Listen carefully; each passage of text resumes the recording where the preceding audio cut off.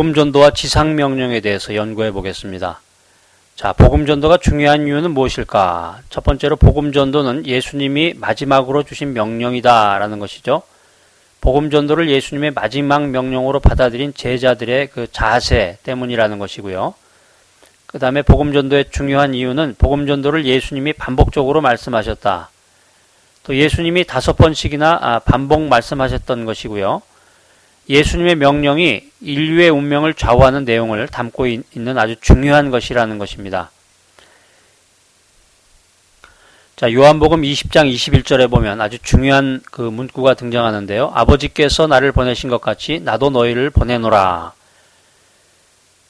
주님이 하나님을 대신하여 보냄을 받은 것과 같이 제자들도 주님을 대신하여 파송을 받았다는 것입니다. 자, 예수님은 제자들에게 구체적으로 복음 전도를 위하여 어느 곳으로 가라고 말씀하신 것은 아니고 마가복음 16장 14절로 18절에 보면 너희는 온 천하에 다니며 이런 말씀이 기록되어 있습니다. 또 승천하시면서 하신 말씀은 예루살렘과 유대와 사마리아와 그리고 땅끝까지 이르러 내 복음을 전하라 라고 말씀하셨습니다. 또 마가복음 16장 15절에 보면 만민에게 복음을 전파라는 말씀이 있습니다. 만민이라고 하는 것은 지구상에 사는 시대와 지역을 초월한 모든 사람을 포괄적으로 포함하는 그런 내용이 되겠습니다. 표현이죠. 다시 말해서 어떤 개인도 복음 전도의 대상에서 제외될 수 없다는 것을 극명하게 나타낼 수 있는데요. 그 예수님이 제자들에게 모든 사람들에게 복음을 전하라고 하신 그 이유는 무엇일까? 예수님은 세상 사람들의 모든 죄를 짊어지고 십자가에서 죽으셨기 때문에 또 주님의 부활로서 부활하신 주님에게는 하늘과 땅의 모든 권세가 주어졌기 때문에 모든 사람에게 복음을 전하라는 말씀을 남기신 것입니다. 자, 이방인들이 복음을 듣기 위해서 이스라엘로 오지 않으면 안 되었지만 앞으로는 제자들이 이스라엘을 넘어서 땅끝까지 복음을 전하러 가야 된다라고 하는 것입니다. 자, 그럼 복음 전도의 본질은 무엇일까? 제자들이 자신들을 조롱과 핍박하는 세상으로 가서 전할 그 내용은 무엇입니까? 본질이 무엇일까? 컨텐츠가 무엇인가 하는 것인데요. 누가복음 18장, 24장에 보면 이와 같은 내용들이 잘 기록이 되어 있습니다. 복음은 구약의 예언대로 동정녀를 통하여 탄생하신 예수 그리스도의 성육신으로부터 시작해서 그 하나님의 그 인성과 신성에 대해서 설명해 주고 있습니다. 더욱 중요한 것은 예수 그리스도의 죽음과 부활, 그리고 그것이 불러일으켜 줄 수 있는 그런 적극적인 반응과 결과, 다시 말해서 회개와 죄 사함을 전해야 된다라고 하는 것입니다. 예수 그리스도의 죽음과 부활이 복음의 핵심적인 이유는 하나님의 도덕적인 성품, 다시 말해서 거룩과 사랑 때문인 것입니다.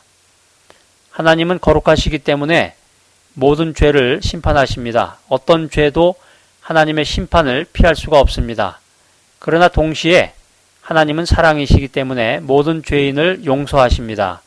십자가는 그런 문제를 해결해 주는 것입니다. 그러나 그것도 부활이 없으면 죄인들의 문제가 해결될 수가 없겠죠. 왜냐하면 예수 그리스도도 죽음의 문제를 해결할 수 없는 인간에 불과했기 때문입니다. 그렇지만 예수 그리스도께서는 하나님의 권능으로 장사된 지 3일 만에 다시 살아나셨습니다. 예수 그리스도가 부활하심으로 인해서 예수님이 죄의 값인 죽음의 문제를 이기신 주님이시다라는 사실이 증명되었다는 것이죠. 또한 죄인들이 의롭다함을 받을 수 있는 그런 근거가 되었다라는 것입니다. 예수님의 죽음과 부활 때문에 죄인들은 자동적으로 용서를 받는 것이 아니고 그 은총의 메시지에 대해서 죄인들은 적절한 반응을 보여야 되는데 그 반응을 우리는 회개라고 표현을 하게 되겠죠. 그 회개라고 말하고 그 회개의 결과는 죄사함이라고 하는 것입니다. 그래서 하나님은 회개한 죄인의 죄가 용서되었다고 선언하십니다. 그리고 그 죄인을 더 이상 죄인으로 여기지 않으시는 것입니다. 하나님은 그가 하나님 나라에 들어갈 자격을 획득한 의로운 사람으로 여기시는 것입니다. 자, 그럼 우리가 복음 전도의 방법에 대해서 한번 살펴볼 텐데요. 주님은 제자들에게 세상으로 가서 모든 사람들에게 복음을 전파하라고 명령하셨습니다. 그리고 그들이 전해야 될 복음 전도의 그 핵심적인 내용도 알려주셨는데요. 12명의 제자들이 모든 사람들에게 복음을 전한다고 하는 것은 불가능한 일이죠. 그래서 제자화를 통한 세계복음화의 방법을 알려주셨다라고 하는 것입니다. 예수님은 어떻게 모든 족속을 제자로 삼는가에 대한 대답으로 가라, 세례를 주라, 가르치라 라는 말로 말씀해 주고 계십니다. 자, 여기서 가라라고 하는 표현은 불신자들과의 접촉을 말하는 것이죠. 그리고 그들과 삶을 나누라고 하는 것이고요. 세례를 주라라고 하는 명령은 개인 전도와 성령 충만을 받는 것입니다. 자, 마지막 단계로 가르치라라는 것은 성경 말씀을 가르쳐서 하나님의 뜻을 찾고 그 뜻에 맞는 삶을 영위하게끔 하라는 것입니다. 예수님은 제자들에게 복음 전도의 사명을 주셨습니다. 그들은 처음부터 주님과 함께하면서 주님의 전도재앙적인 삶을 보아온 증인들입니다. 증인은 보고 경험한 사실을 그대로 전하는 사람입니다. 증인이 된 제자들은 주님의 고난, 주님의 부활을 증언하지 않을 수 없었습니다. 사도들의 그 전도와 가르침으로 이루어진 교회는 그들이 받은 그 지상명령을 자동적으로 물려받았다는 것입니다. 그렇기 때문에 복음 전도의 매개는 처음에는 사도들이었지만 그 후에는 교회에 계승되었다라고 하는 것입니다. 그리고 교회는 영적으로 거듭난 사람들로 구성되어 있기 때문에 그 구성원들은 당연히 지상명령의 그 핵심인 그 복음 전도를 그들의 권리와 의무로 삼았습니다. 예수 그리스도가 십자가에 처형을 당하셨을 때 제자들은 그 유대인들을 두려워했는데, 그러나 그들에게 성령이 임한 후에 그들은 힘있고 또 복음을 전할 수 있는 담대한 사람들로 바뀌었습니다.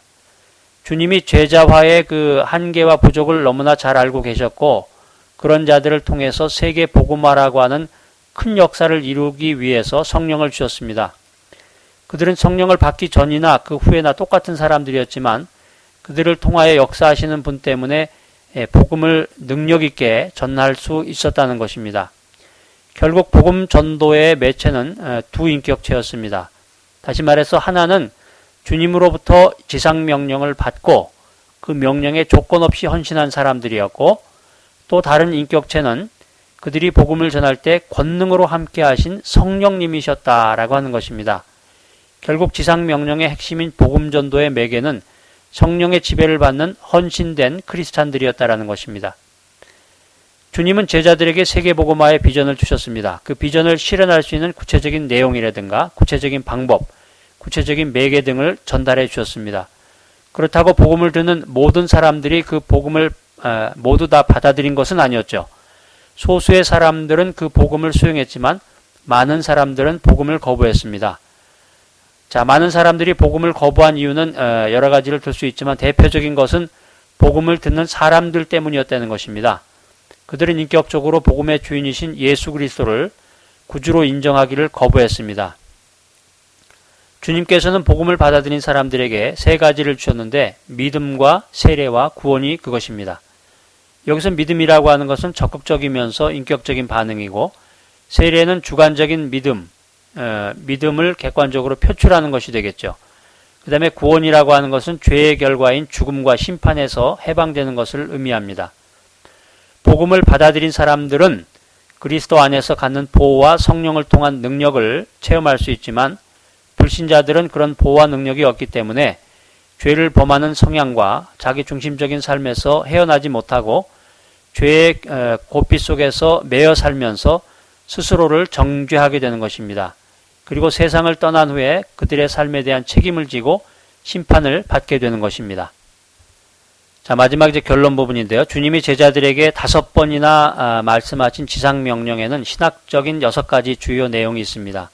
첫 번째는 기독교 복음의 그 주님이 소지한 주권이 되겠고요. 기독교 복음의 명령, 기독교 복음의 우주성, 기독교 복음의 특성, 기독교 복음 전파에서 인간이라고 하는 매개, 기독교 복음을 성공적으로 전달하기 위해서 필요한 영적 무장이 되겠습니다.